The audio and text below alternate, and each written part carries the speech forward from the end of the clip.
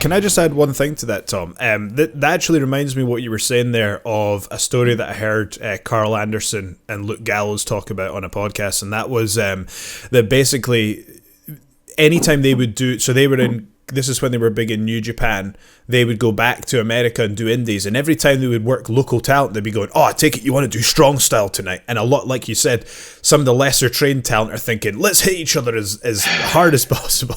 And they're like, oh dear Lord, no. Like they're like, no, that's not going to be the road that we're going down. Because sometimes people do their job so well that people who are new in the business think, oh well, I'm just going to take this guy's head off because that's what they want. That's the perception they have, and they really don't understand. That's why I think it's more important than ever to be properly trained, because no one who knows what this business is going to tell you to go out there and just knock somebody's head off. That's not what this is.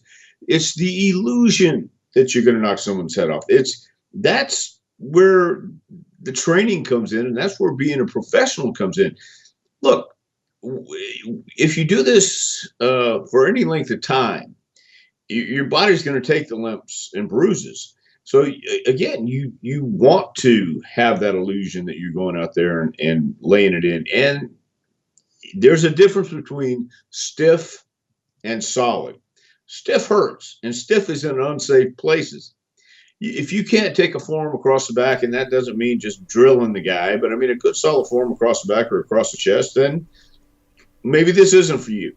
But we don't do it all the time, and you loosen up on the holds, and you take care of your opponent. So exactly, even big guys, especially big guys, because when you get somebody in there who's unsafe and who's never worked anywhere else except their local promotion, and the local promotion is in Dental Floss, Michigan or somewhere, where the hell it may be, they've never stepped in a real ring with real pros. They don't know. So they're playing a game, and they're playing wrestlers. So that's when you really have to watch out. And you're right. It doesn't happen all the time, but it does happen often.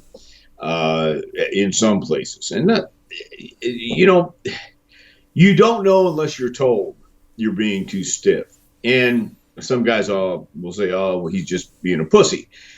Well, okay. It goes back to I remember when I would tell guys, "Less is more," and you'll figure that out as you go along.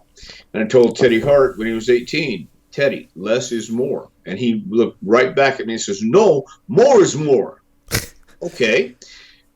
Last year when I saw him, Teddy's in his 40s now, and he came up to me and says, "Do you remember when you told me less is more? I was 18. I said, "Yeah." He goes, "Now I know what you mean." So sometimes it takes a while to understand. And, youth is wasted on the young, and they look at old guys that try to give advice. It's, "Oh, you're just an old guy. Oh, you couldn't do what we do." Well, it's not that, fellas. It all has a place and a time for you to do all those things.